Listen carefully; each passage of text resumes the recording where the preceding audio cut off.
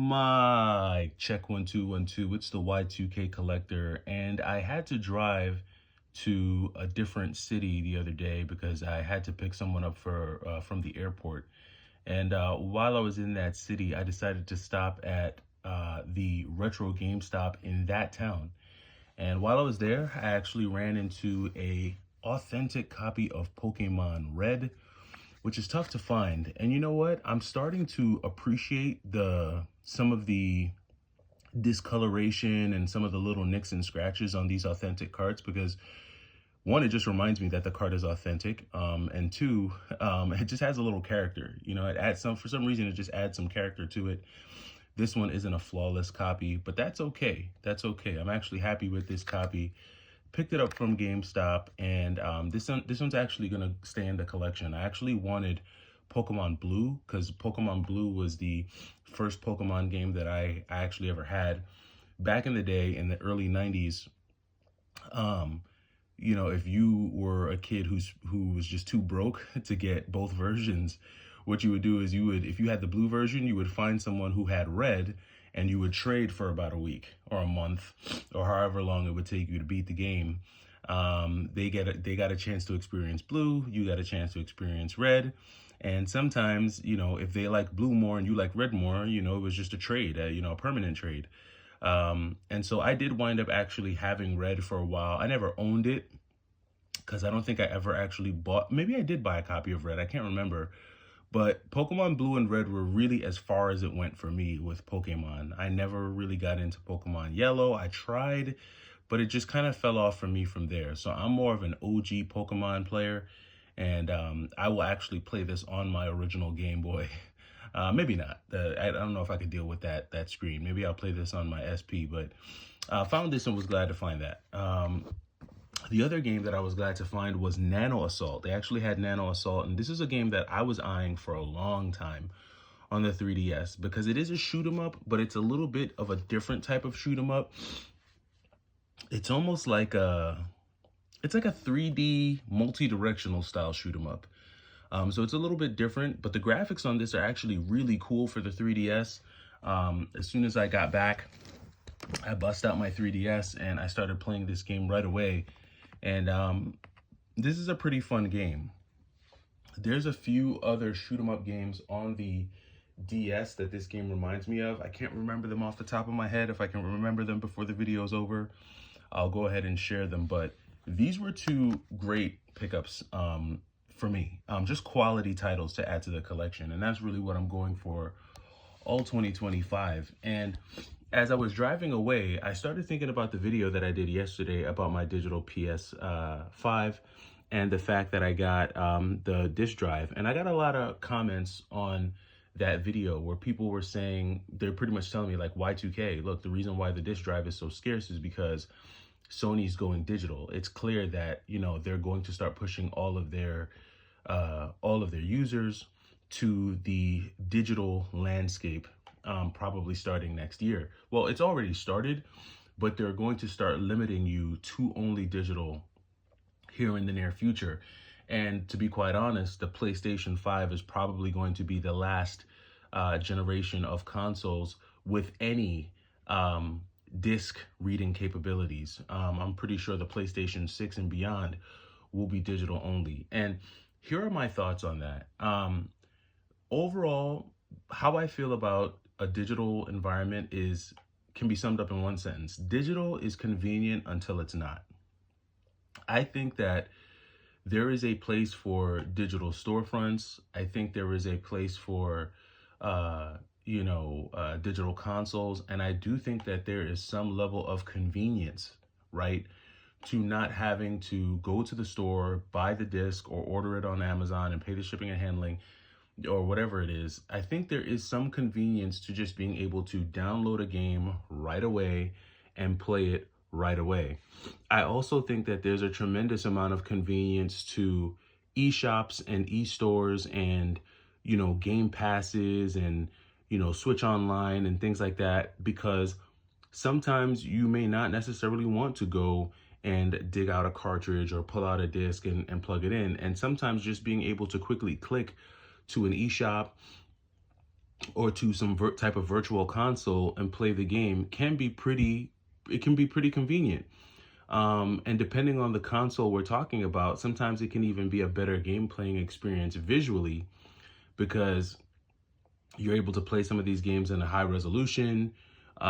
You're able to, take advantage of 4K if, you have that type of TV, the upscaling and everything in between. So there is a level of convenience to moving to a digital future, to moving to a digital landscape. But I think the convenience always typically runs out after a certain period of time. And that time period is when they decide to close down these e-stores, close down these e-shops, remove titles, remove games, delist some of your favorite games so that you can no longer play them. And it's when the control of access is now put back into the hands of the publishers and the developers and the companies, that's when it becomes no longer convenient, because you don't really have control over whether or not you're able to play these games in perpetuity. And I think that's the reason why collectors such as myself focus on collecting physical games, because there's no guarantee that these games will be available forever. And time has shown us that companies will yank games and close down entire stores and online shops whenever they're ready. Now, one of the comments that I've often seen on my channel is, well, there's no guarantee that your game will work. There's no guarantee that your disc will always play. There's no guarantee of this. There's no guarantee of that. And I think sometimes people go far right and they try to compare the, the possibility of hardware breaking down to the probability of an e-store shutting down. We've seen so many stores already get shut down. And, through all the years of, the Wii store getting shut down, the 3DS and DS store getting shut down, the PlayStation Network shutting down, even through all of that, I still have NES cartridges that still work, which to me, for someone like me, is evidence that hardware will outlast a lot of these digital platforms, because they'll just shut them down. Now, if they don't shut them down, right? If these companies realize that they have games that people still want to play and they understand that, what, we can make money from this, then what will happen is you're going to get charged for it. And inflation is real. And an online subscription that once cost $19.99 will then go to $29.99, then $39.99, then $49.99, then $99.99. And you'll be sitting there complaining about how you have to pay $20 a month to have access to a platform that doesn't even contain all the games that you have or all the games that you want to play. And I think there's a strong argument on either side for digital versus physical. It's something that we've been talking about and debating for a long time. But now that it's actually in our face and it's becoming more real, right? More real in the sense that the things that allow us to play physical games are being slowly pulled away. These are the things that are, I think, a little concerning to collectors such as myself, primarily because most of the games that I enjoy are not AAA titles. They're not big box games. They're not Mario games. They're not the big God of War games. A lot of the games that I like to play are like the really niche, no-name games that no one really talks about or cares about. I like to play old school shoot 'em ups. I like to play kind of in the background beat 'em ups. I like these really obscure open world games that are not Monster Hunter or like The Witcher or something, popular. I like to play kind of indie, smaller titles. And if you're a person who likes to play games like that, like a Nano Assault, when someone thinks about the 3DS, they're thinking Zelda, they're thinking, Mario, they're thinking Kirby. They're not thinking Nano Assault. And this Nano Assault is the type of game that would be removed from an eShop, because the audience for a game like this is really niche. It's really small. And so, to me, because those are the types of games that I'm into, it's important for me as a collector to ensure that I'm collecting these types of games, the games that I feel won't be available on platforms in the long run, in the future. And to be quite honest, a lot of the games, especially the games that I have in like my seventh generation library, a lot of those games have been removed. When you think about games like Fist of the North Star, Ken's Rage 2, the Spider-Man games, Wolverine, Uncaged, a lot of the Marvel games, a lot of the Transformers games, these are games that are being removed because of licenses expiring and different things like that. And I think the concern for your ability to play certain video games should really depend on the type of games that you like to play. If you are a person who all you play or what you primarily play are the AAA titles, the big name games, I think you'll be okay. I think that there will always be a way for people to play Super Mario World. I think you'll always have that. There will always be some legal licensed way for you to play that game, because that game is such an OG staple in the game, no pun intended, that that's always going to be available for you. But if you're someone who wants to play a Sonic Blast Man 2, you better get a copy of a game like that, because that probably won't be on most libraries. It won't be in most eShops. That game will not be available.